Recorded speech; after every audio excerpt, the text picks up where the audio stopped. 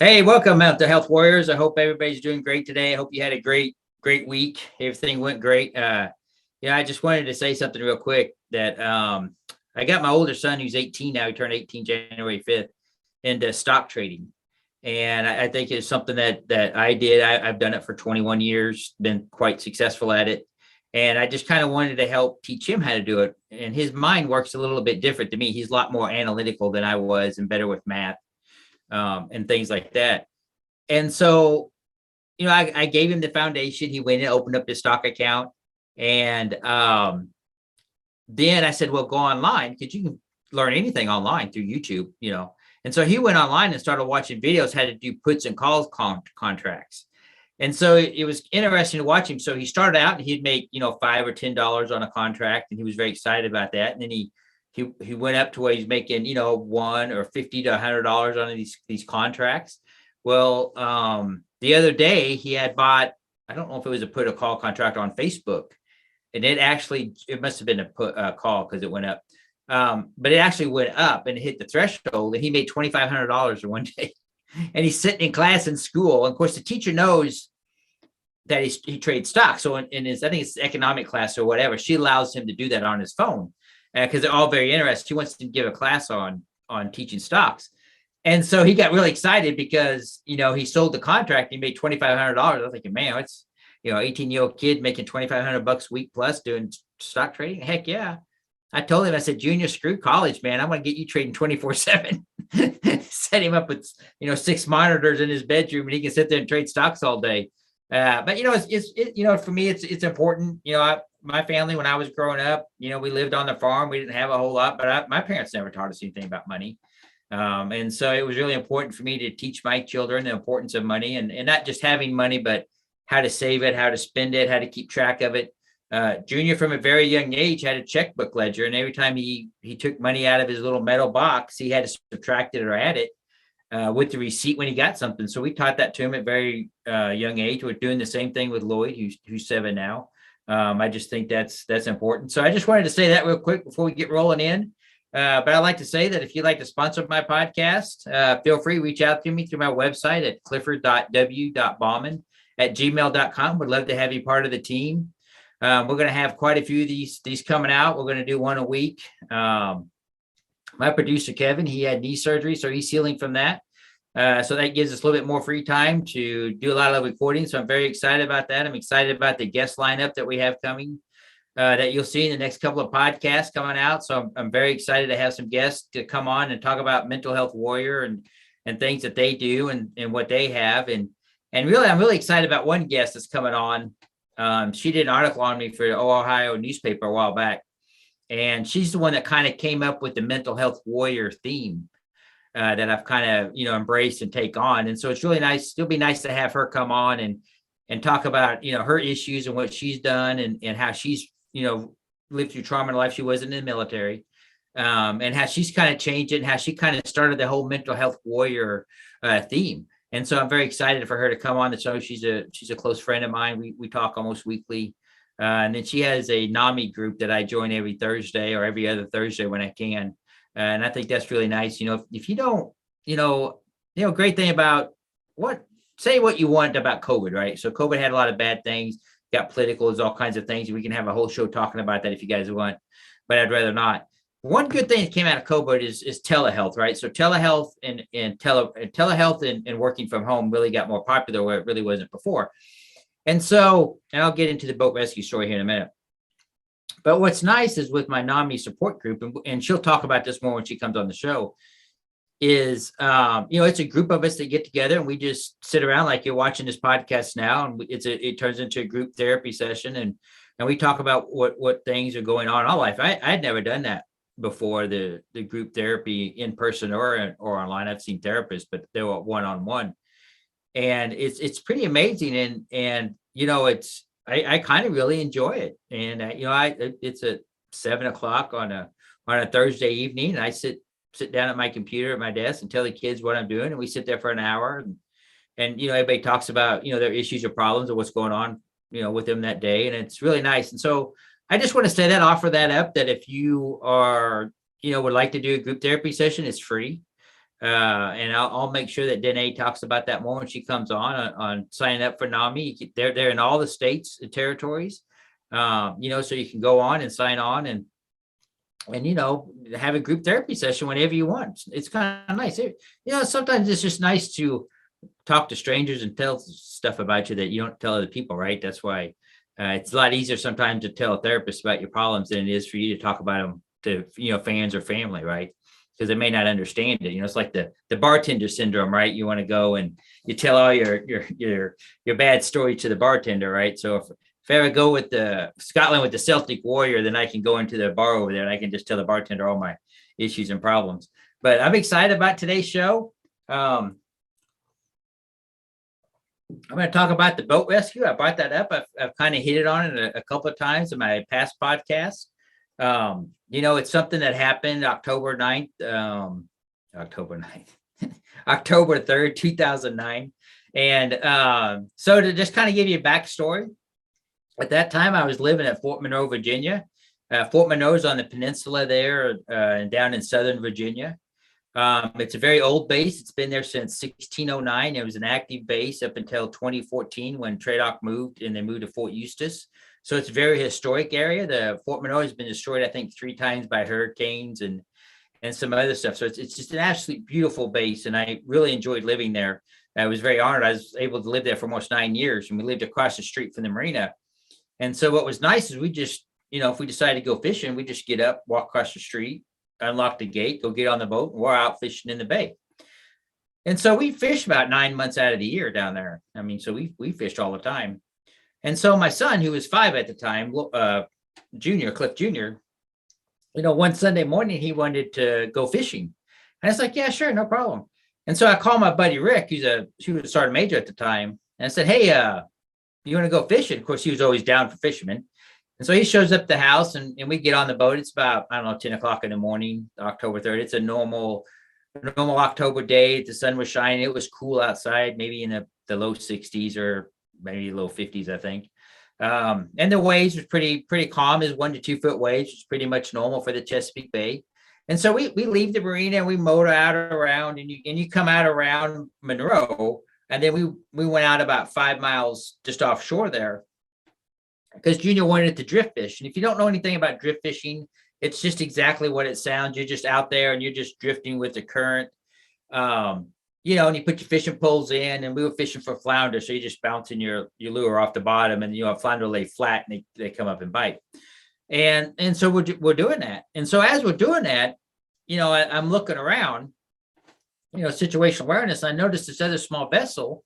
It was probably about 1,000 yards from us, maybe not quite that far. And they were drift fishing too. But then there was this barge coming up around the shipping channel there at Fort Monroe. And there was a tugboat pushing a barge. Now this barge was 140 feet long, 2 stories high, and the tugboat's behind it, pushing it, coming out of the channel. And the small vessel wasn't getting out of its way. And I told Rick, I said, dude, I don't think that boat's going to move out of the way. I think they're going to get hit. I couldn't believe it. And so we started bringing in our fishing poles and stuff. And then I went down and grabbed my Coast Guard bag, which has all my life vests and, first aid kits and everything, and brought it up out of the cuddy cabin. And then we started motoring over to where that boat is. And about that time, picture this barge is coming this way. This boat's sitting like this. That barge hits that boat for the first time and it rocks it all the way back like that. And then it comes back. That's when the guys in the boat started panicking. I'm like, what? At that moment, you panicked? And so the second time, the wake just pushed the boat forward because the barge is flat on the front and the boat rocked back a little bit farther. That's when one of the guys in the boat stood up and put his hand on the barge and was yelling, hey, hey, hey. And the third time, the boat, when it rocked, the barge ran over it. And so when the barge ran over it, then it popped up over here on the other side. And so at that time, we had motored around the barge and we came up onto the scene. And there was 3 guys holding on to the capsized vessel. And there was one guy that was trying to swim in the water. He didn't really know how to swim. And then he just stopped moving and went face down in the water. It was at that moment. Now I know how to swim. I am not a rescue swimmer by any means of the fact. And other than recreational swimming, that's all I've ever done. I'm really good at dog paddle. Dog paddling is my swimming stroke. If there was Olympic sport for that, I'd be right on it, brother. But I can dog paddle. But so I grabbed 3 life vests, put one on my arm, put one on me. I stripped my shirt down because I had jean shorts on, and then I dove into the water and I swam about 20 yards over to him and I flipped him over.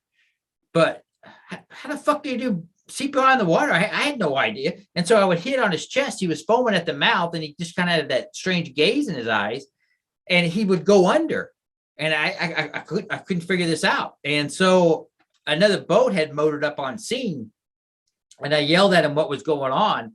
And so we tried to, get him, but he's a pretty good sized guy, try to get him up. And if you know anything about dead weight in the water, they're 3 times as heavy, it seems like. We just couldn't get him up in that vessel. And so I went ahead and took one of the life vests off me and put it on him so, he wouldn't sink. Because at that time, I don't know. I don't think he was alive at that time. I don't know. But while we were trying to get him up into the boat, he was foaming at the mouth and all that crap was falling on me and all kinds of stuff. And eventually they got him into that boat and rushed him to shore. And then unfortunately, and I'll talk more about this later in the story, unfortunately, I found out that he did pass away. So they kind of leave the scene. And now I got to swim 25 yards over to the capsized vessel. Because mind you, the ocean current's still moving. The bay current's still moving. So the boat's going out because it was switching to outgoing tide. Wasn't coming in. And so I swam over to them. Now these guys are holding on to the boat and they're straight up panicking. The biggest guy was probably about 6'1", 6'2", 300 pounds. And so I pull myself up on top of the capsized vessel and I put the one vest I have on the one guy. The other vest I had, I stuck it on the guy that was behind me as I'm on the vessel. And then the third guy, my buddy Rick, had to throw me another life vest. Because remember, I stuck one on the other guy. I only had 3 on my arm. So I got them all vested. And of course, now the whole time we're moving like this, and I'm sitting on top of the capsized vessel, giving them instructions. Well, the whole time I'm doing this, now I'm about 20 minutes in the water. What do you think's going on with my 5-year-old son in the boat? You think he's having a good time fishing anymore? No, he's yelling, screaming, freaking the fuck out, wanting daddy to get back in the boat because he doesn't understand what's going on. And of course, I'm trying to keep him calm down, trying to give Rick commands on what I think we should do and how to get the guys in the boat. And oh, by the way, keeping the 3 guys I just put vest on calm down because they were freaking out. The biggest guy was freaking out the worst. And so I told him, I said, look, you got the vest on. You're not going to sink. You're fine. You're safe. Okay. But if you don't calm the fuck down, I'm not going to get you in the boat. I will not be able to get you in that boat. And so he kind of calmed himself down. And so Rick and I, while we were talking, what we decided to do is he would back my boat up to the capsized vessel. I would put my ladder down and then I would rest my back against the capsized vessel. And we would set the guys on my lap. I put my feet on the bottom ring. And then we would push and pull the guys and try to get them up in the boat that way. And so we decided to take the bigger guy first because we figured that'd be the most difficult. We had the most energy now. And so I swam around, I got him, I lead him back over, to where we're going to pick him up at. Rick backs the boat up. I put my ladder down. I put my feet on the bottom ring. The guy crawls up kind of onto my lap. And then we start pushing and pull to get him up in there. And oh my God, it took, 15 times to get him up in that boat the first time. Now, mind you, the whole time we're doing this, right? To those waves going on. And so we get him up into the vessel. And then I swim around to the second guy and he wasn't moving. He was laying parallel with the boat. I couldn't figure out what the fuck is this guy's problem? He's not fucking moving. Well, come to find out, he was all tied up with fishing string and rope and stuff, got tangled up in his legs in the boat. So thank God the boat didn't sink because I had it sunk. It would have taken him down with him. I didn't realize. So Rick had to give me a knife and I had to cut him free and I got him cut free. But he was so panicked with fear. He was stiff as a board. He couldn't move. And so it was kind of difficult to get him around the boat, because he was on this side of the boat and I had to get him back on the other side of the boat. So we had to go around this way. And he was stiff as boards laying parallel. He wasn't swimming or nothing. And so I had to drag him across and I laid him across my lap. And we just couldn't get him up there. And so, you hear about people getting this big rush of adrenaline, right? And so I got it. And I literally just threw him up over my engine and into the back of my boat. And so then the third guy went over and grabbed him. Now he was pretty okay. He pretty much got himself into the into the boat. He wasn't too difficult. Well, at this point now, I'm almost 45 minutes in 60-degree water, 59-degree water. So now I'm starting to have hyperthermia set in. And my buddy Rick actually had to get me into the boat. He had to pull me into the boat because I think my adrenaline was just starting to come down with the last guy getting in. And I was losing functionality. And so we got into the boat. I got my son calmed down. I'm doing, medical examinations real quick of the guys who just got in, and most of them were kind of in shock and not really saying much. And they had, cuts and bruises on them and things from being ran over by the barge. And so Rick takes my boat. I take over command of the boat. He takes over, giving people medical, help. And then I take the boat and I have to motor 5 miles back to Fort Monroe. Well, we radioed in over the emergency channel about the accident. And so by the time we got to Fort Monroe, the MPs were there, the ambulance was there, the Marine Patrol was there. And so everybody was there, and we came in, and as we were loading the guys off we went to the dock there, and we were loading the guys off my vessel onto the dock and into the emergency cruise. Of course, everybody wants statements, from this, that, and the other. And so at this time, one of the MPs had pulled me over, and I was just talking with one of the MPs. But you remember the big guy, the first guy I put in the boat, I told you I was panicking so much. He didn't want to leave in the ambulance until he talked to me. And so the MP came over and says, "Hey, so-and-so wants you to go talk to him. Could you go do it for a second? Because they want to get him to the hospital." Now, mind you, these guys, they were in their mid 60s. They were just up from North Carolina. Came up to go fishing on the weekend. On the Sunday, that nobody was drinking, nobody was drunk, no alcohol was involved. And they just didn't understand the rules of the road of that it's your responsibility as a smaller vessel to get out of the way of the bigger vessels, because they can't move. It's just like a tractor trailer. A tractor trailer can't turn as tight as a car, and they just can't shift that weight as fast as a car. And sometimes people forget that, I think. And so I walk over to the ambulance, and he's laying on the stretcher, and he, see, this always chokes me up. He's like, I gotta drink of water.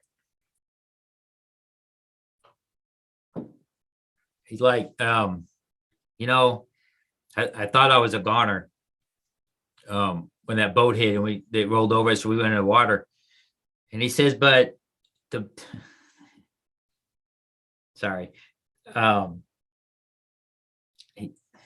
he said the moment that I jumped out of the boat, that he saw a pair of angel wings appear behind my back. And he knew at that moment he was going to live. And that sticks to me to this day, and it still affects me. But that was pretty amazing. And so he left in the ambulance and got back. Now I'm tending to my son. My son had a lot of issues and was scared to be on the boat and things like that. But I'm back in my apartment there at Fort Monroe. I lived in a townhouse, and so I have to go to sick call because I'm injured. So it looked like somebody took a baseball bat to my back, just from the boat shifting and stuff. So I was all cut up and had scratches and bruises and things. So I'm at home recovering from my injuries. I was home on quarters for 72 hours, and then I had to go back to the doctor, and then they put me on. So I was at home for about 6 days before I actually was able to go back to work. But this at that time that I was at home, and you remember I told you early on about the guy that I swam over to first, that was laying face down in the water, and I had flipped him over and attempted CPR and got him up, tried to get him at the boat, and they got him in the boat and then took him back to shore. Unfortunately, he passed away. Come to find out, he was a Army veteran, worked for the prison system there, I think in Raleigh, North Carolina. I'm not too for sure where, but they were just guys coming up to go fishing. They had no idea. But I tell this story for a couple of reasons. I'll get into that in a second. But as I'm at home, and I'm sitting, by myself and, thinking about all the events that went on and what occurred, what do you think I'm thinking about? You think I'm thinking about the 3 guys that saved, that went home that day, that wouldn't have had I not been there? I mean, the Marine Patrol said that. They said, had you guys not been here, somebody would have put a missing persons report in, and we never would have found them, because the barge didn't know they hit anybody. So now they were tracked on GPS. So they figured out they hit somebody at some point. But, at the time of the accident, they had no idea they hit anything. So I had a good friend of mine that I worked with there at U.S. Army Accessions Command, and he came over to my apartment just to check on me, and welfare check, say how you doing and how am I handling things. He happened to be he was a nurse, psychologist, psychiatrist, whatever they are, and so he was sitting there, and we were talking about it, and I was telling him that I was really depressed and upset that there's this guy, and I did the best that I could, but I couldn't save him. I didn't know what I could have done any different. And, he said something to me, and it kind of really stuck to me is, sometimes bad things happen to people. He said, but you did the best of your ability to try to save him. There's nothing more that you could have done. He says, but 3 other guys went home that day who wouldn't have had you not been there. And he's absolutely right. But how many of us as human beings, we always think about the negative and not the positive. I was depressed for 3-4 days over this. The fact that I didn't save him, I wasn't even thinking about the 3 other guys that were able to go home that day. And so it's kind of hard and it's upsetting. But all of us, if you're in the military for a long time, you see a lot of stuff, and we've been to war for a long time, and we lost a lot of good people and close friends and things, and you might have been that person who tried to help their friend and did the best to your ability, and just know that you did the best job you could do. There's nothing else you could have done, and sometimes stuff like that happens. But one thing I talk about when I do my speaking events, when I tell this story, is that's something that happened to me on a random Sunday, where my son just wanted to go fishing. He just wanted to go fishing, and things went completely sideways. But how many of us in our life could be driving to work, going on vacation or anything, and an accident like that happens? Maybe not to the extreme that mine did, but you could come up on a car wreck. You could, come up on some type of a situation that maybe you're not trained for. And how do you deal with that? How do you deal with those thoughts and feelings? One thing that we had to deal with Junior is, he loved fishing. He loved being in the boat. But after that incident, he was nervous and scared about getting on the boat. And oh my God, if you're out there fishing and a big ship's coming in, big vessel, he freaked the hell out. And so I had to get him to work through that. Well, one thing that happened to my boat during the rescue is that it got damaged pretty bad. I had just bought this boat in July, and now it's October. So just a couple months after I bought my boat, about 3 months. And so I took it back into the dealership where I bought it from, Norfolk Marine, there in Norfolk, Virginia.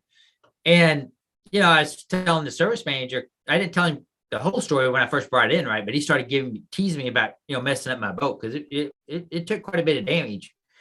And so then I told him the story on how it got damaged, right? It wasn't because I drove it into rocks or anything like that. I was, saving 3 people, or tried to save 4 people. And so I kind of told him the story. Well, they had my boat, I think it was for at least 2 months to get it fixed, to get the parts in and kind of fix it, because my interior was tore up from trying to get the guys in through the back. So my rear bolster got ripped off. Some of the seats got kind of tore up by them just kind of getting dragged into it. The back of the boat, my propeller got bent. I have no idea how that happened. It was a stainless steel propeller. So it sustained quite a bit of damage. And probably just from all the stuff floating around in the water, right? There's all kinds of crap in the water. And so they called me and they said, "Hey, your boat's ready. Come pick it up." I was like, "Great." I was excited. I'll get my boat back and go fishing. Right. Rock on. And so I get down there, and the service manager, Chris, is like, "Hey, Garland, the owner, he wants to talk with you before you leave with your boat." And I said, "Okay, yeah, cool." And so they took me over to his office. Now, Norfolk Marine's been family owned since the 40s, and they're still family owned now. I think the son took over several years ago. And so I was talking with him. I sat down in his office, really nice guy. He's a really big guy, real tall guy. He's probably 6'3", 6'2", super nice guy. And so I was telling him the story about what happened. And, he said, he says, "I've been a fisherman all my life." And I said, "I really appreciate the fact that, you put yourself in danger went above and beyond to save those guys. And I just want to tell you that here at Norfolk Marine, we appreciate that. And they fixed my boat for free. They wouldn't let me pay for it because I wasn't going to turn in on my insurance. I don't know, it was like $3,000-$4,000. So I think it's closer to $5,000. And I'm very appreciative of that. I mean, that's something they didn't have to do. And it just kind of says the character of what type of that boat dealership is. And so if I ever move back by the ocean, and if I ever buy another boat, I told them I'm calling them and they can ship it wherever I'm at, or I'll go pick it up because I won't buy a boat from anybody else. It's just, it's just one of those things. But, as we get the boat back and I start taking Junior out, and I had to let him process that as much as a 5-year-old can process it. It's kind of hard. He was, he's turning 6 in January of that year. But, he would get all nervous and fidgety when those big vessels would come up. And so I had to learn how to talk with him. And we had, we went and saw a child therapist over it too, because I don't have all the tools I know or what I have or need to help his child, because it's different. Right. And so he was seeing a child psychologist to help him. And then, of course, we kind of also had to help him to kind of get over the fear of those big ships while we're out fishing, because that was something we did as a family. And we truly enjoyed. And eventually he did get over that. One thing about the boat rescue is that I was put in and I did receive the Soldier's Medal. If anybody doesn't know what the Soldier's Medal is, it's the highest medal so a soldier can receive that's non-combat related. The only medal that's given out less is the Medal of Honor, from what I understand, in that Army Times article that they ran on me. But funny story about that is when you can Google it, and you can still see the news articles on this, that when the news broke about the boat accident, the Coast Guard was answering the questions to the news organization. First of all, the Coast Guard never showed up. Not once. I still got the newspaper article. I ripped their ass because, in my point of mind, the Coast Guard's right there. You're 5 miles across. I see you out there all the time training. So we radio in GPS coordinates of the accident. I'm in the water for 40 minutes. Nobody from the Marine Patrol shows up. Nobody from the Coast Guard shows up. And in my mind, I think maybe Mr. Newsom might have had a better chance of living because they have the training I don't have. Maybe so, maybe not. Who knows, right? But he would have had a definitely better possibility. I don't know. And so in my first newspaper article, I said, I want to set the story straight. The Coast Guard wasn't there. They didn't show up. Because in the news article, you think the Coast Guard was there and they're the ones that saved these guys. That kind of pissed me off, right? It pissed off anybody.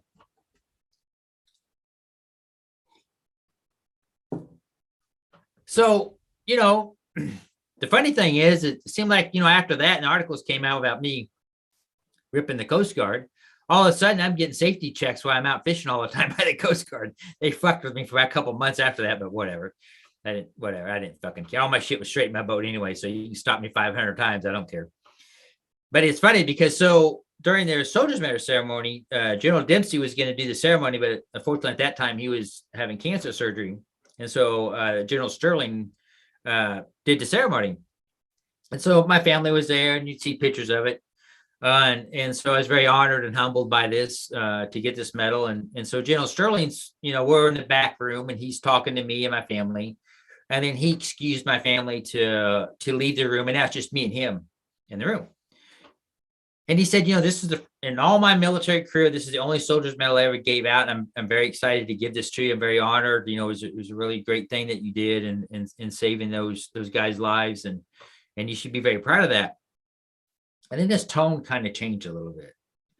And he says, I'm going to go up and I'm going to talk, and then I'm going to let you speak last. And you just say a couple of words about it and whatever. And I said, yeah, okay, sure. And he says, but when you go up and speak, you are not going to say anything about the Coast Guard, are you? I should have, but I didn't. And so I was like, okay, I got it. So I'll quit being political. Maybe they'll quit harassing me on the water if I quit, dinging them for not showing up at the boat accident that they should have been to. To this day, it still pisses me off. And I don't know why. But so now you've got the whole boat story. It's all out there now. You just told the story about it. I'm looking forward to the next podcast. I think we're going to have a guest on that one. I just want to say that if you're a veteran out there and you're writing music on your own, and you'd like to have it be featured on my podcast here, please email it to me. I did have a friend of mine, well, not really a friend, but I did have a veteran send some music into me. We've had some issues in getting the right file transfer, but I think we got it fixed. And so, if please send that music in. I'll be more than happy to play it. Just make sure that it is your own music. It's not something that you wrote to somebody else, because it's copyright infringements. We all know about that. But I would love to feature that on my podcast. If you'd like to sponsor my podcast, once again, please reach out to me at clifford.w.bauman@gmail.com. Would love to have you to come on as a sponsor, and together we can work on, just getting everybody out there a little bit more healthy, and make everybody a mental health warrior. I want to thank you for watching my podcast. All the ones I watch, I'm truly honored and thankful for every one of you in the audience that takes time out of your day to watch it. And I hope you get something out of it. I get something out of it too. It's a therapy session for me, and my producer there. I think he enjoys some of the stories I tell. And one of these days I want to get him on to tell some of his stories, because he's got some pretty amazing stories. But you guys have a great week. Thanks for tuning in, and take care.